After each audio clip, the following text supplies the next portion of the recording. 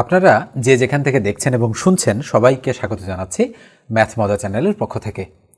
আজকে আমাদের আলোচ্য বিষয় চাকরির পরীক্ষায় বারবার আসে এমন বেশ কিছু অঙ্ক নিয়ে আজকে আমরা আলোচনা করব, যেগুলো করলে সামনে যে পরীক্ষাগুলো রয়েছে সেগুলোতে কমন পাওয়ার চান্স আপনাদের অনেক বেশি বেড়ে যাবে। তো চলেন আমরা আমাদের আজকের আলোচনাটা শুরু করি। তো অবশ্যই প্রথম থেকে শেষ অবধি আপনাদের কিন্তু ভিডিওটা দেখতে হবে।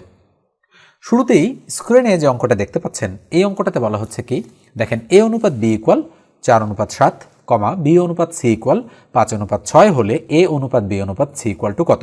তো এই ধরনের অঙ্ক খুবই সহজ এবং খুবই দ্রুত করার একটা বুদ্ধি হচ্ছে কি বের করতে বলেছে, a অনুপাত b অনুপাত c। তাহলে আমরা এটা লিখব a অনুপাত b অনুপাত c, লিখে নিচে টান দেব। টান দেওয়ার পরে আমরা দেখতে পাচ্ছি a অনুপাত b এর মান দেওয়া আছে 4:7, আমরা লিখে ফেলবো 4:7, এবং b অনুপাত c এর মান দেওয়া আছে 5:6, তাহলে আমরা লিখে ফেলবো 5:6। লেখার পরে নিচে আমরা একটা টান দিয়ে দিব। টান দিয়ে এই যে ফাঁকা ঘর রয়েছে এখানে একটা, ফাঁকা ঘর রয়েছে এখানে একটা, এগুলো পূরণ করব কিভাবে, ডানে বা বামের সংখ্যা দ্বারা। এর বামে রয়েছে 7, বসাই দিব 7, অনুপাতের জায়গায় অনুপাত দিয়ে দিলাম। আর এই সংখ্যাটার বামে কোনো সংখ্যা নেই, ডানে রয়েছে 5, তাই আমরা এখানে 5 বসাই দিলাম। এবার আমরা গুণ করব, 4 5 কত 20, অনুপাত 5 7 কত 35, অনুপাত 6 7 কত 42। তার মানে আমরা দেখতে পাচ্ছি 20 35 42 সি নম্বরে রয়েছে বা গ নম্বরে রয়েছে। ঠিক আছে, এই হচ্ছে আমাদের অঙ্কটার অ্যান্সার। এবার আমরা পরের অঙ্কটাতে চলে যাচ্ছি। স্ক্রিনের এই অঙ্কটা দেখেন, বলা হচ্ছে 4:5 ইকুয়াল 12:x হলে x এর মান কত। তাহলে কার মান বের করতে হবে, x এর মান। তাহলে আমরা যদি এই অঙ্কটা সলিউশন করতে চাই, তাহলে আমরা অঙ্কটা লিখছি 4:5 ইকুয়াল হচ্ছে 12 অনুপাত হচ্ছে x। আমরা তো জানি অনুপাত মানে ভগ্নাংশ, তাহলে আমরা বলতে পারি 4/5 ইকুয়াল 12/x। মনে রাখবেন প্রথম যে সংখ্যাটা দেওয়া থাকবে সেটা উপরের, পরেরটা হচ্ছে নিচের। তাহলে বা আমরা যদি আর গুণ করি, 4 দিয়ে x কে গুণ করলে 4x ইকুয়াল 5 দিয়ে 12কে গুণ করলে 5 গুণন 12, যা আছে তাই রেখে দিলাম আমরা। তাহলে বা x ইকুয়াল আমাদের কি হবে, উপরে 5 গুণন 12, তার নিচে কত, তার নিচে হচ্ছে 4। যদি কাটাকাটি করি 3 4 12, তাহলে সুতরাং আমরা বলতে পারি x ইকুয়াল টু 3 5 কত, 3 5 হচ্ছে 15। তার মানে x এর মান হচ্ছে আমাদের 15, অর্থাৎ ঘ নম্বর অ্যান্সারটা রাইট। এরপর আমরা পরেরটাতে চলে যাচ্ছি। অনুপাতের এই ধরনের অঙ্ক কিন্তু চাকরির পরীক্ষায় বারবার এসেছে এবং সামনের পরীক্ষাগুলোতেও আসবে, এটা নিশ্চিতভাবেই বলা যায়। দুইটি রাশির অনুপাত 8:15, পূর্ব রাশি 40 হলে উত্তর রাশি কত। তো অনেকেরই আপনাদের পূর্ব রাশি আর উত্তর রাশি সম্পর্কে ধারণা কম থাকে। মনে রাখবেন অনুপাতের এইটা হলো পূর্ব রাশি আর এর পরেরটা হচ্ছে উত্তর রাশি।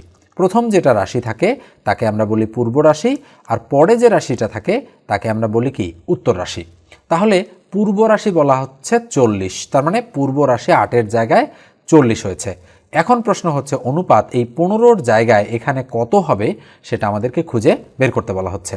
আচ্ছা বলেন তো দেখি কি বলেছে, উত্তর রাশি কত, তাই না, এটা বের করতে বলেছে। তাহলে পূর্ব রাশি 8 থেকে 40 হয়েছে, তাহলে কত গুণ বৃদ্ধি পেয়েছে, আমরা দেখতে পাচ্ছি 5 গুণ বৃদ্ধি পেয়েছে।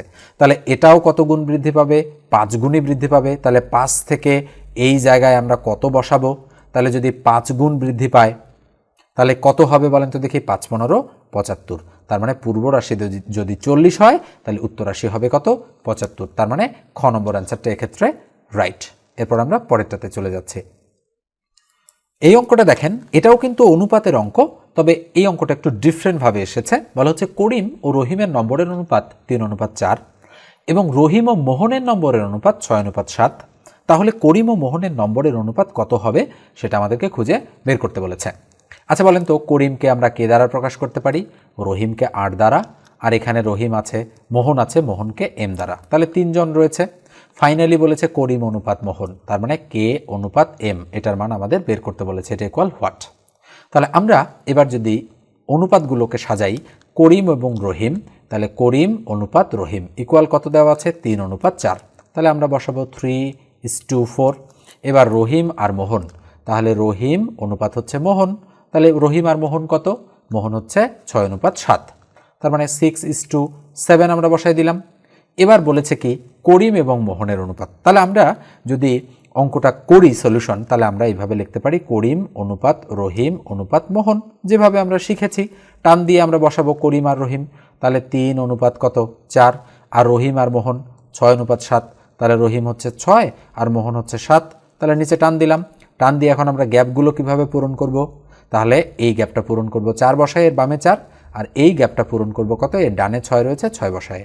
তাহলে 3 6 কত হবে 18 অনুপাত 4 6 কত হবে 24 অনুপাত 4 7 কত হবে 28। এখন যদি আমরা সলিউশন করি তাহলে কি চেয়েছে, করিম আর মোহন। তাহলে করিম কত 18, মোহন কত 28। তাহলে আমরা কি বসাবো, 18 অনুপাত হচ্ছে 28 বসালাম।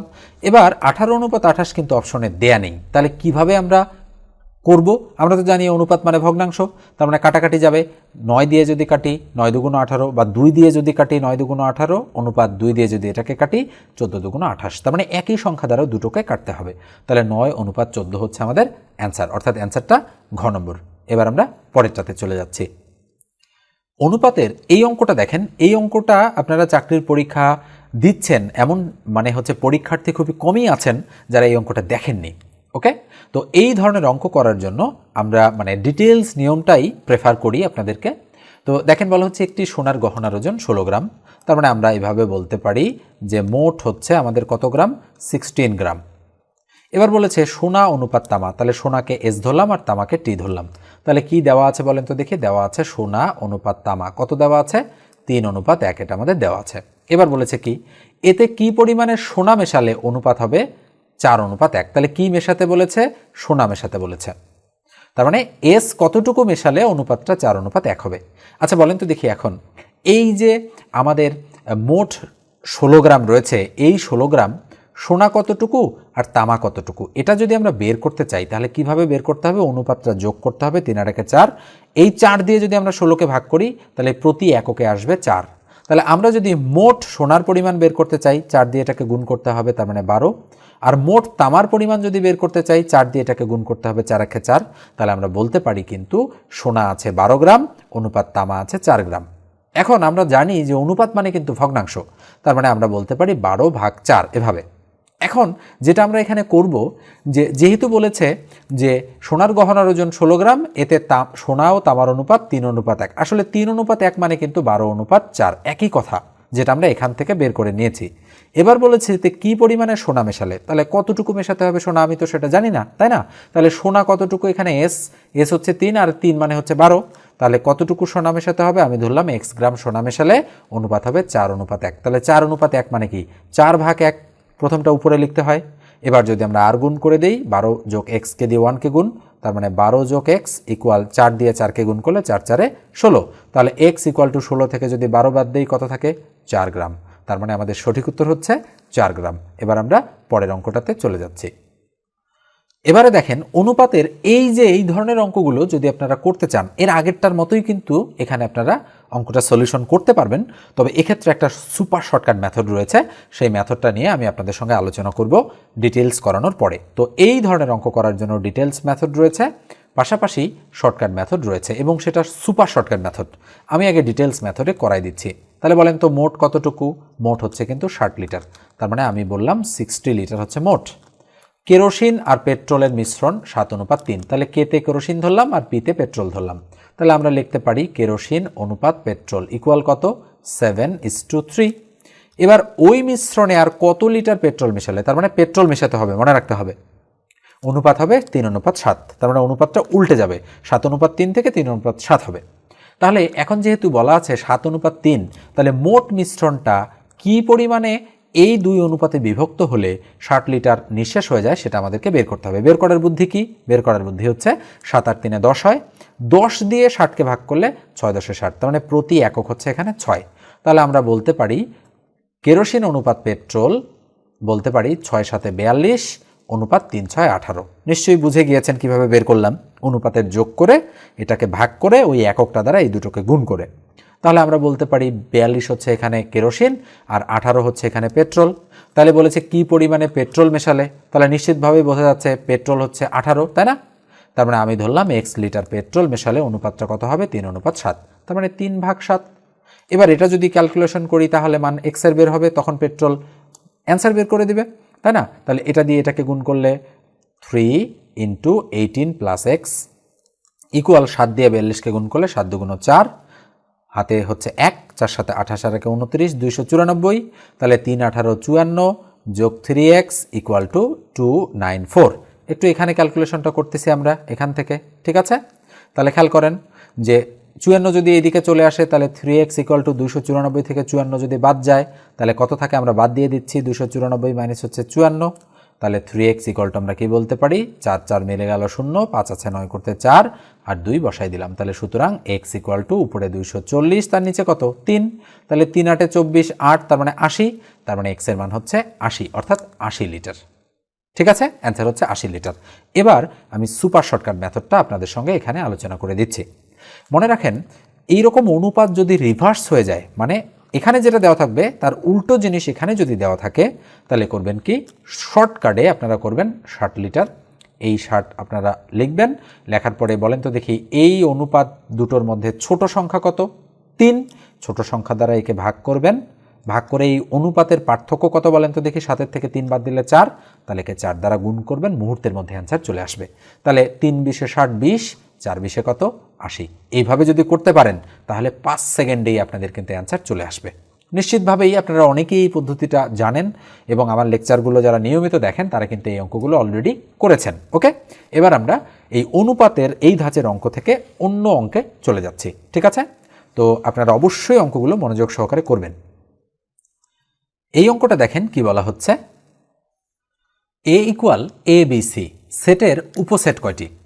তাহলে আমরা যদি অঙ্কটা সলিউশন করতে চাই তাহলে আমরা আগে তুলি অঙ্কটা, আমরা লিখব দেওয়া আছে, বলেন তো কি দেওয়া আছে, দেওয়া আছে a ইকুয়াল আমাদের কিন্তু দেওয়া আছে a, b, হচ্ছে c, এটা দেওয়া আছে। কি বলেছে উপসেট কয়টি? তো মনে রাখবেন উপসেট বের করার একটা সূত্র রয়েছে। সূত্রটা কি? উপসেট বের করার সূত্র হচ্ছে 2 টু দি পাওয়ার n। মনে রাখতে হবে 2 টু দি পাওয়ার কি n, n মানে হচ্ছে n ইকুয়াল টু হচ্ছে উপাদান সংখ্যা, মনে থাকবে n ইকুয়াল টু হচ্ছে উপাদান সংখ্যা। বলেন তো দেখি এখানে উপাদান সংখ্যা কয়টা? 3টা, তার মানে আমরা বলতে পারি 2 টু দি পাওয়ার 3, তার মানে 2 টু দি পাওয়ার 3 মানে কত 8টি, তার মানে এর উপসেট হচ্ছে কয়টা 8টা, মনে রাখতে হবে। আর যদি এখানে বলতো প্রকৃত উপসেট তাহলে 8 থেকে 1 মাইনাস করে হতো কয়টা 7টা, তখন উত্তর হতো 7টি।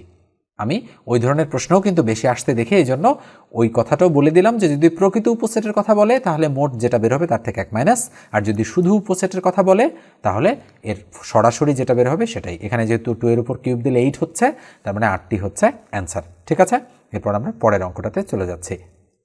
দেখেন এখানে একটু আগে আমি প্রকৃত উপসেটের কথা বলেছি, এই প্রকৃত উপসেটের অঙ্ক বেশি আসার জন্য আমি কিন্তু করাই দিচ্ছি আপনাদের এখন। তাহলে বলেন তো দেখি এই অঙ্কটাতে কি দেওয়া আছে, দেওয়া আছে কিন্তু a ইকুয়াল আমাদের কয়টা 1 3 5 7 অর্থাৎ 4টা উপাদান বিশিষ্ট।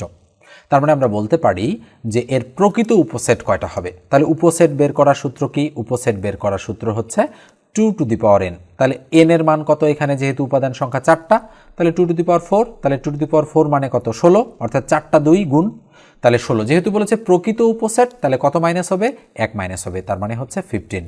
যদি বলে প্রকৃত উপসেটের কথা তাহলে যেটা মান বের হবে তার থেকে 1 আমরা মাইনাস করে ফেলবো, তার মানে সঠিক উত্তর হচ্ছে আমাদের গ নম্বরটা রাইট। এরপর আমরা পরের অঙ্কটাতে চলে যাচ্ছি। স্ক্রিনের এই অঙ্কটা দেখেন, এটাও সেট সম্পর্কিত একটা অঙ্ক। আমি এর আগের অঙ্কটা করালাম, এটা এক ধরনের অঙ্ক, আর এটা কিন্তু সেটের ভাষাগত অঙ্ক। বলা হচ্ছে একটি ক্লাসে 30 জন ছাত্র আছে, তাদের মধ্যে 18 জন ফুটবল খেলে এবং 14 জন ক্রিকেট খেলে এবং 5 জন কিছুই খেলে না। কতজন? উভয়টাই খেলে। 3 জন, 5 জন, 7 জন নাকি 9 জন? তো আমরা যদি এই ধরনের অঙ্ক করতে চাই তাহলে একটা সূত্র আমাদের খুবই মনোযোগ সহকারে দেখতে হবে এবং মনে রাখতে হবে। সূত্রটা কি? সূত্রটা হচ্ছে total equal all single SINGLE minus all both plus হচ্ছে নান। তো এই সূত্রটা মনে রাখতে হবে। মনে রাখতে হবে টোটাল মানে মোট যতজন তত, অল সিঙ্গেল মানে আলাদা আলাদাভাবে খেলে কতজন, অল বোথ মানে উভয়টাই খেলে কতজন, নান মানে কোনোটাই খেলে না কতজন সেটা, তাই না? তাহলে টোটাল কতজন ছাত্র? 30 জন, তাহলে টোটালের মান 30 ইকুয়াল অল সিঙ্গেল 18 জন ফুটবল খেলে 14 জন ক্রিকেট খেলে, তাহলে 18 আর 14 সিঙ্গেলের মান, তাহলে 18 যোগ 14 এটা যোগ করতে হবে আমাদের, কিন্তু 18 আর 14 যোগ করলাম। বলেছে 5 জন কিছুই খেলে না, তাহলে বলেন তো দেখি নানের মান কত 5। বলেছে কতজন? উভয়টাই খেলে, তাহলে অল বোথ মানে উভয়টাই খেলে, তাহলে মাইনাস অল বোথের মান আমাদেরকে বের করতে হবে অল বোথ। তাহলে 30 30 থাকলো ইকুয়াল 18 আর 14 কত হয় বলেন তো দেখি, আমরা 8 আর 4 12, তার মানে 32, 32 আর 5 কত হয় 37, তার মানে 37 মাইনাস অল বোথ অলবোধ। তাহলে বলেন তো দেখি, আমরা যদি অলবোধটাকে এই দিকে নিয়ে যাই তাহলে অলবোধটা কি হয়? প্লাস হয়, ইকুয়াল এইদিকে 37 আছে 37, 30কে এইদিকে নিয়ে আসলে -30 হয়। তার মানে দাঁড়াচ্ছে অলবোধের মান 37 থেকে 30 বাদ দিলে কত থাকে? 7। তার মানে আমাদের সঠিক উত্তর হচ্ছে 7। তো এইভাবে বুঝে বুঝে কিন্তু আমাদের অঙ্কগুলো সলিউশন করতে হবে। এরপর আমরা পরেরটাতে চলে যাচ্ছি। এই অঙ্কটা দেখেন, এটা কিন্তু 33তম বিসিএস এর একটা অঙ্ক। বলা হচ্ছে যদি সেট এ ইকুয়াল 5, 15, 20, 30 এবং বি ইকুয়াল 3, 5, 15, 18, 20 হয়, তবে নিচের কোনটি এ ইন্টারসেকশন বি নির্দেশ করে? এটা 33তম বিসিএস প্রিলিমিনারি টেস্টের একটা অঙ্ক। তাহলে আমরা দেওয়া আছে লিখে তুলতে পারি এই দুটো জিনিস। কি দেওয়া আছে? এ ইকুয়াল, মনে করেন এটা দেওয়া আছে, আর বি ইকুয়াল, এখানে আমি লিখছি না, এটা দেওয়া আছে। কি বলা হচ্ছে? A intersection B. মনে রাখতে হবে মাঝখানে এটা, এই চিহ্নটার নাম intersection. A intersection B equal কত হবে? এর মান আমি বসাচ্ছি 5, 15, 20, 30 বসালাম। ইন্টারসেকশন বি এর মান কত? বি এর মান হচ্ছে 3, 5, 15, 18 এবং 20 বসালাম। আচ্ছা বলেন তো দেখি, এই ইন্টারসেকশন এটার অর্থ কি? এটার অর্থ হচ্ছে মিলগুলো নিতে হবে। তাহলে 5 এখানে আছে, এখানে আছে, তাহলে নিলাম। 15 এখানে আছে, এখানে আছে, আমরা 15কে নিলাম। এবার 20 এখানে আছে, এখানে আছে, 20কে নিলাম।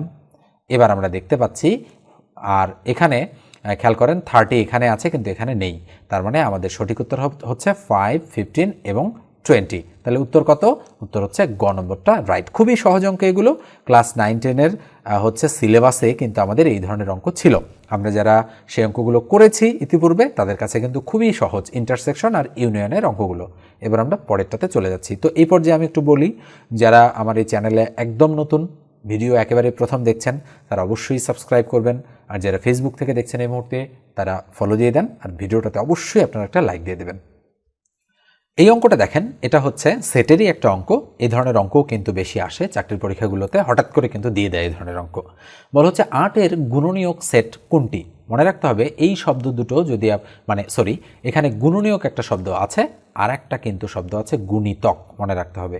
এই গুণনীয়ক আর গুণিতক এই শব্দ দুটো কিন্তু খুবই গুরুত্বপূর্ণ, দীর্ঘিকার হবে যদিও। তাহলে গুণনীয়ক আর গুণিতক।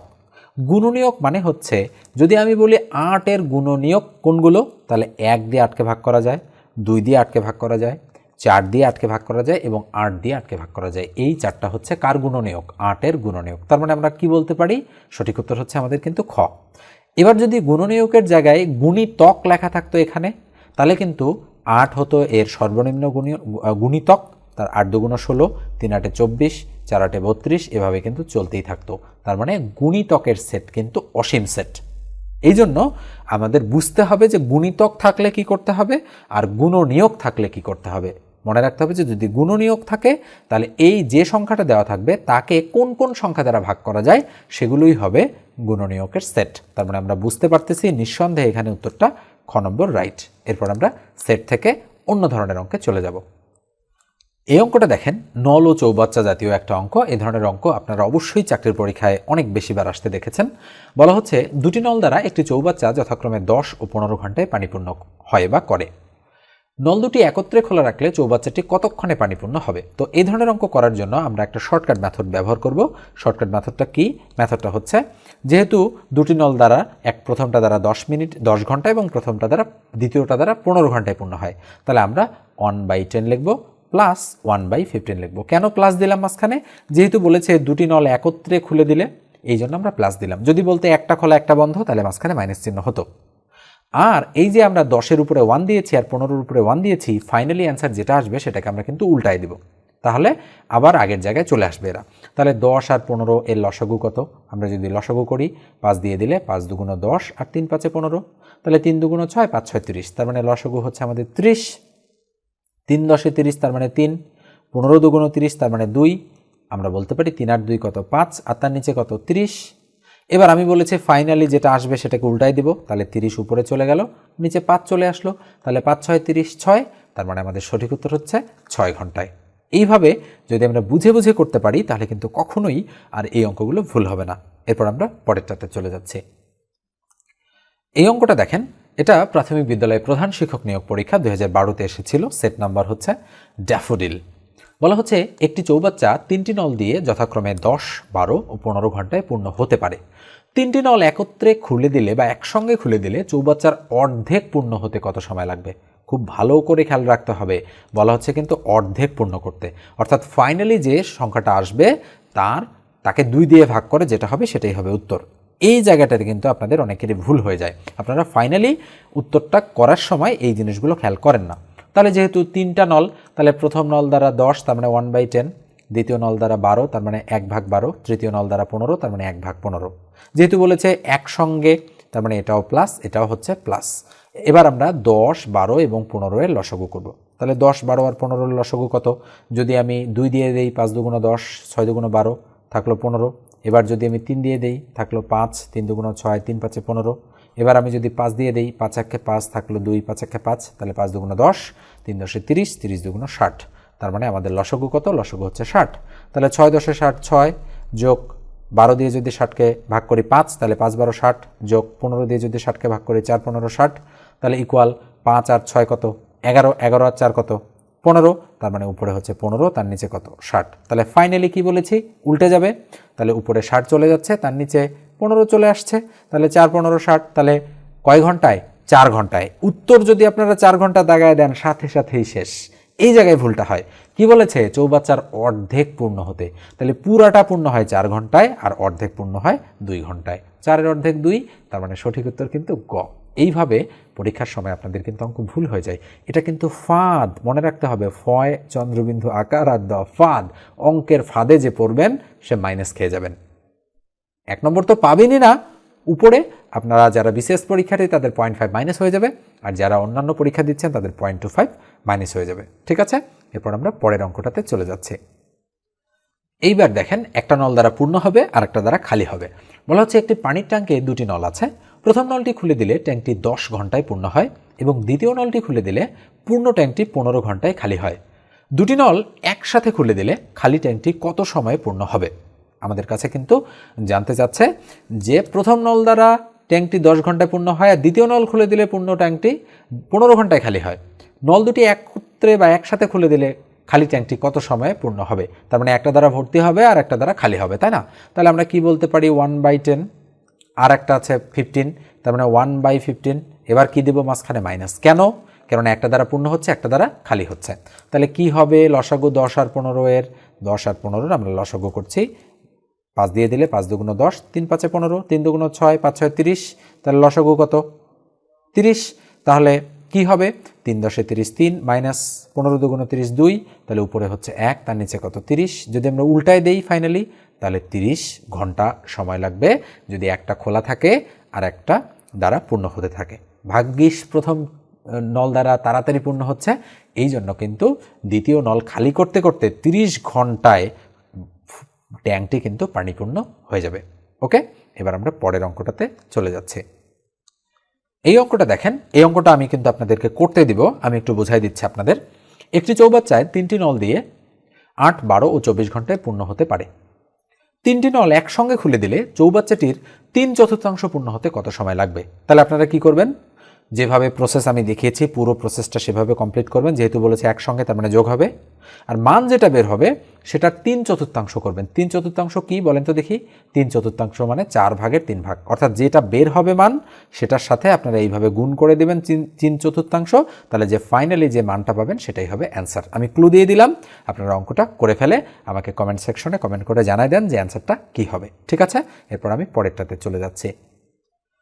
এই অঙ্কটা দেখেন, এটা একই সাথে অনুপাতের অঙ্ক, পাশাপাশি এখানে যেহেতু নল কথাটা বলা আছে, এটা নল চৌবাচ্চার অঙ্ক। বলা হচ্ছে 60 মিটার দৈর্ঘ্য বিশিষ্ট একটি নলকে 3:7:10 অনুপাতে টুকরো করা হয়েছে। ছোট টুকরাটি কত মিটার আমাদের কাছে জানতে চাচ্ছে। তাহলে বলেন তো দেখি, এই আমরা ধরলাম যে এরা কিভাবে টুকরো টুকরো হয়েছে। আমরা বলতে পারি 3x, 7x এবং 10x। আমরা ইকুয়েশন দিয়েও করতে পারি, পাশাপাশি অনুপাতের যোগফল দ্বারাও করতে পারি। তাহলে আমি ধরলাম প্রথমটা হচ্ছে 3x, পরেরটা হচ্ছে 7x এবং তারপরেরটা হচ্ছে 10x। আমি যদি এই তিনটা যোগ করি 3x প্লাস 7x প্লাস হচ্ছে 10x, তাহলে কিন্তু আমি মোট এই জিনিসটা পাবো। এটা হচ্ছে according to the question build up করা। তাহলে 7 আর 10 10, 10 10 20, তার মানে আমরা বলতে পারি 20x = 60। তাহলে বলেন তো x = 3 20 60, তার মানে 3। তাহলে 3 3 9, এটা 3 7 21, এটা আর 3 10 30 এটা। তাহলে দেখেন 30 আর 21 আর 9 60 হয়ে গিয়েছে। তার মানে ছোট টুকরাটা কত মিটার? 9 মিটার। তার মানে আমরা বলতে পারি 9। এবং এটা অন্যভাবেও করা যেতে পারে, যদি আপনারা অনুপাতের যোগ করেন তাহলে অনুপাতের যোগফল হচ্ছে 10 আর 7 17 আর 3 20। তার মানে ছোট টুকরার দৈর্ঘ্য আমরা বের করতে পারি এভাবে 60 এর নিচে 20 তার উপরে 3। তাহলে 3 20 60 3, তাহলে 3 3 কত 9। হয় এই পদ্ধতিতে আপনারা করবেন অথবা আপনারা এই পদ্ধতিতে করবেন। ঠিক আছে, দুইটার যে কোনো একটা আপনাদের যেটা ভালো লাগে আপনারা সেভাবেই করে ফেলবেন। এবার আমরা পরের অঙ্কটাতে চলে যাচ্ছি। স্ক্রিনের এই অঙ্কটা আপনারা একটু খেয়াল করেন। বলা হচ্ছে কোনো ত্রিভুজের বাহুর দৈর্ঘ্য যথাক্রমে 6 8 ও 10 সেন্টিমিটার হলে ত্রিভুজটির ক্ষেত্রফল কত? এটা 14তম শিক্ষক নিবন্ধন স্কুল সমপর্যায় 2 এর একটা অঙ্ক। তো আমরা দেখতে পাচ্ছি একটা ত্রিভুজ যার বাহুর দৈর্ঘ্য 6 8 এবং 10। তার মানে নিশ্চিতভাবে বোঝা যাচ্ছে এটা একটা বিষমবাহু ত্রিভুজ। তাহলে আমরা একটা আনুমানিক একটা ত্রিভুজ অঙ্কন করলাম।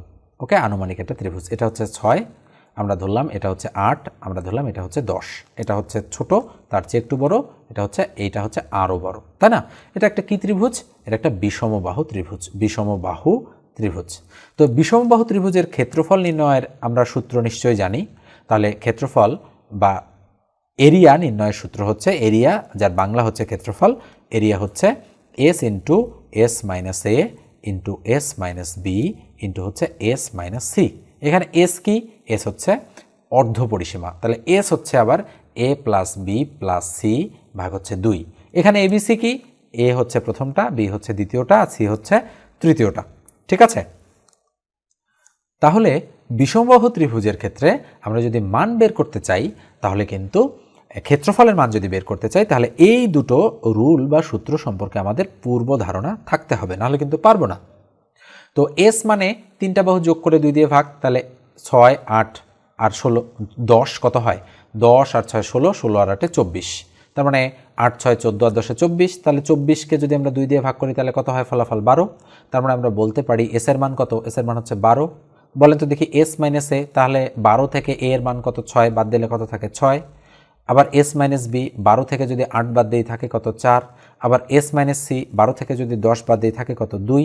তাহলে আমরা কিভাবে করতে পারি? আমরা কিন্তু করতে পারি, দেখেন 12 6 4 আর 2 সবগুলো আমরা গুণ করতে পারি। তাহলে আবার আমরা এভাবেও করতে পারি যে 12কে যদি আমি ভাঙিয়ে লিখি তাহলে কিভাবে হয়, 6কে যদি ভাঙিয়ে লিখি তাহলে কিভাবে হয়, আমরা কিন্তু এভাবেও করতে পারি, অথবা আমরা সরাসরি গুণও করতে পারি। তাহলে দেখেন 6 12 72, 4 72-এ কত হয়? তার মানে 72কে 4 দুগুণ 8 দ্বারা গুণ। তাহলে 72কে আমরা 8 দ্বারা গুণ করব, 8 দুগুণ 16, 6 হাতে কত? 1, 7 8 56 আর হাতের 1 57, 576। এখন 576 তার উপরে কি আছে? স্কোয়ার রুট আছে, মানে বর্গমূল আছে। তাহলে 576কে আমাদের বর্গমূল করতে হবে। তাহলে আমরা জোড়া মেলালাম এভাবে, এটা সিঙ্গেল। তাহলে 2 দুগুণ 4 থাকলো কত? 1, 1-এর দ্বিগুণ কাটে নামালাম, 2-এর দ্বিগুণ 4। তাহলে এখানে আমরা কত বসায় দিলাম? 76 বসায় দিলাম। এখানে যদি আমরা 4 বসাই, এখানেও 4 বসবে। আমরা বসায় দেখি, এখানে 4 এখানে 4 যদি আমরা বসাই তাহলে কি হয়, আমরা একটু দেখি হয় কি না। তাহলে 4 আর 4 বসাইলে 44কে 4 দ্বারা আমরা গুণ করব। তাহলে 4 4 16, 6 হাতে কত? 1, 4 4 16 আর 1 17। তার মানে 176 হয়ে যাচ্ছে। তার মানে মিলে গিয়েছে। বলেন তো অ্যান্সার কত? অ্যান্সার হচ্ছে 24। তার মানে এই অঙ্কটা করার জন্য আপনাদের কিন্তু বেশ কিছু জিনিস সম্পর্কে পূর্ব ধারণা রাখতে হবে। কি কি জিনিস? একটা হচ্ছে এরিয়া নির্ণয়ের সূত্র, একটা হচ্ছে অর্ধপরিসীমার সূত্র, এবং একটা হচ্ছে বর্গমূল করার নিয়ম। ঠিক আছে, যদি করতে না পারেন তাহলে কিন্তু হবে না। এবং এই ধরনের অঙ্ক কিন্তু বারবার বিভিন্ন চাকরির পরীক্ষায় আসে। আমি কিন্তু আপনাদের ইতিপূর্বে বলেছি এবং এখনও বলতেছি। এবার আমরা পরেরটাতে চলে যাচ্ছি। এই অঙ্কটা দেখেন কি বলা হচ্ছে, যে একটি ত্রিভুজের দুটি কোণের পরিমাণ 35 ডিগ্রি ও 55 ডিগ্রি। ত্রিভুজটি কোন ধরনের? আমি করে দিয়েছি ইতিপূর্বে, আপনারা অবশ্যই এই অঙ্কটা করবেন এবং অ্যান্সার আমাকে জানাই দেবেন যে এই অঙ্কের মানে উত্তরটা কত হচ্ছে। অবশ্যই কমেন্ট করবেন আপনারা, ঠিক আছে? এই অঙ্কটা দেখেন 33তম বিসিএসের অঙ্ক, অসংখ্যবার এসেছে। বলা হচ্ছে একটি সমকোণী ত্রিভুজের লম্ব ভূমি অপেক্ষা 2 সেন্টিমিটার ছোট, কিন্তু অতিভুজ ভূমি অপেক্ষা 2 সেন্টিমিটার বড়। অতিভুজের দৈর্ঘ্য কত? তাহলে কিভাবে আমরা অঙ্কটা সলিউশন করব? আমরা অঙ্কটা লিখব, এভাবে লিখব যে একটা সমকোণী ত্রিভুজ, নিশ্চিতভাবেই বুঝতে পারতেছেন যে ত্রিভুজের একটা কোণ 90 ডিগ্রি, সেটা সমকোণী ত্রিভুজ। বলা হচ্ছে একটি সমকোণী ত্রিভুজের লম্ব ভূমি অপেক্ষা 2 সেন্টিমিটার ছোট। তার মানে আমরা ধরলাম ভূমি এক্স, তাহলে লম্ব ভূমি অপেক্ষা 2 সেন্টিমিটার ছোট মানে কি x - 2। এবার বলা হচ্ছে কিন্তু অতিভুজ ভূমি অপেক্ষা 2 সেন্টিমিটার বড়, তার মানে এটা ভূমি অপেক্ষা 2 সেন্টিমিটার বড়, তার মানে কি x+2। এবার অতিভুজের দৈর্ঘ্য কত, তার মানে এইটা আমাদের বের করতে বলেছে। আমরা সূত্র কি জানি? সূত্র জানি যে অতিভুজের উপর স্কোয়ার অর্থাৎ এইটার উপর স্কোয়ার ইকুয়াল লম্ব স্কোয়ার প্লাস ভূমি স্কোয়ার। তাহলে লম্ব স্কোয়ার মানে x-2 তার উপর হোল স্কোয়ার প্লাস ভূমি স্কোয়ার মানে x এর উপর স্কোয়ার। তাহলে যদি আমরা সূত্র ফেলি তাহলে a স্কোয়ার প্লাস 2ab, তাহলে 2 into a into B plus B square, সরাসরি সূত্র ফেললাম। এবার আসেন এটা a square minus 2 into a into B plus হচ্ছে B square plus X square. আমি কিন্তু করে দিচ্ছি, যদিও একটু লাইনটা বাঁকা হচ্ছে, আপনারা বুঝে নেবেন। তাহলে আমরা করতে পারি কি এক্স স্কোয়ার প্লাস হচ্ছে 4x প্লাস হচ্ছে 4 ইকুয়াল এখানে এক্স স্কোয়ার মাইনাস হচ্ছে 4x প্লাস 4 প্লাস হচ্ছে এক্স স্কোয়ার। তাহলে দুই দিক থেকে আমরা একই জিনিসগুলো বাদ দিতে পারি, এক্স স্কোয়ার বাদ দিতে পারি, 4 আমরা বাদ দিতে পারি। তাহলে এইদিকে 4x থাকে, তাহলে পুরোটাকে আমি বাম দিকে নিয়ে যাব বা ডান দিকে নিয়ে যাব, যে কোনোটা করতে পারি। তাহলে আমি এইদিকে 0 রাখলাম আর সবগুলোকে এইদিকে নিয়ে যাব। তাহলে এই 4xকে এইদিকে নিয়ে গেলে -4x হয়, এইদিকে -4x থাকে প্লাস এক্স স্কোয়ার থাকে। তাহলে আমরা কি লিখতে পারি? X square minus 8x equal to 0 হয়। খেয়াল করেন এখানে, তাহলে x যদি আমরা কমন নেই তাহলে x মাইনাস 8 ইকুয়াল টু কী হবে? 0। তাহলে সুতরাং x ইকুয়াল টু 0 আবার x মাইনাস 8 ইকুয়াল টু 0, তার মানে x ইকুয়াল টু 8 আসতেছে। তাহলে x এর মান যদি 8 আসে, x মাইনাস 2 6 আসবে আর x প্লাস 2 10 আসবে, তার মানে অতিভুজ কত? অতিভুজ হচ্ছে 10। এই জন্য কিন্তু অঙ্কটা কিছুটা কঠিন। আপনারা যদি বুঝতে পারেন তাহলে কিন্তু অনেক সহজ, আর যদি না বুঝতে পারেন তাহলে আপনাদের জন্য কিন্তু অনেক কঠিন। তো এই হচ্ছে আমাদের আজকের ভিডিও। আমি কিছুটা ব্যস্ত সময় পার করছি, জানি না 20টা অঙ্ক হয়েছে কিনা, আমি অঙ্কগুলো গুনিনি। তবে অবশ্যই আপনারা অঙ্কগুলো করার চেষ্টা করবেন এবং এই ধরনের অঙ্ক যেহেতু বারবার আসে এই জন্য আপনাদের প্র্যাকটিসটা চালায় যেতে হবে। ঠিক আছে? তো দেখা হবে পরের কোনো ভিডিওতে। সে পর্যন্ত ভালো থাকবেন, সুস্থ থাকবেন। আর আমার একটা পেইড ব্যাচ রয়েছে, যদি আপনারা পড়তে চান। এই লেকচারগুলো কিন্তু পেইড ব্যাচেরই লেকচার ছিল, আমি আপনাদের সবার জন্য উন্মুক্ত করে দিচ্ছি। তাহলে অবশ্যই আপনারা এই যে নম্বরটা দেওয়া আছে এই নম্বরটাতে যোগাযোগ করবেন এবং আমার হচ্ছে এই নম্বরে 01642702760 এই নম্বরে কিন্তু আমার হোয়াটসঅ্যাপও খোলা রয়েছে। আপনারা হোয়াটসঅ্যাপেও আমার সঙ্গে যোগাযোগ করতে পারেন পেইড ব্যাচে পড়ার জন্য। আমার কাছে সব সময়ের জন্য পেইড ব্যাচ চালু থাকে। ঠিক আছে? তো ভালো থাকবেন, সুস্থ থাকবেন।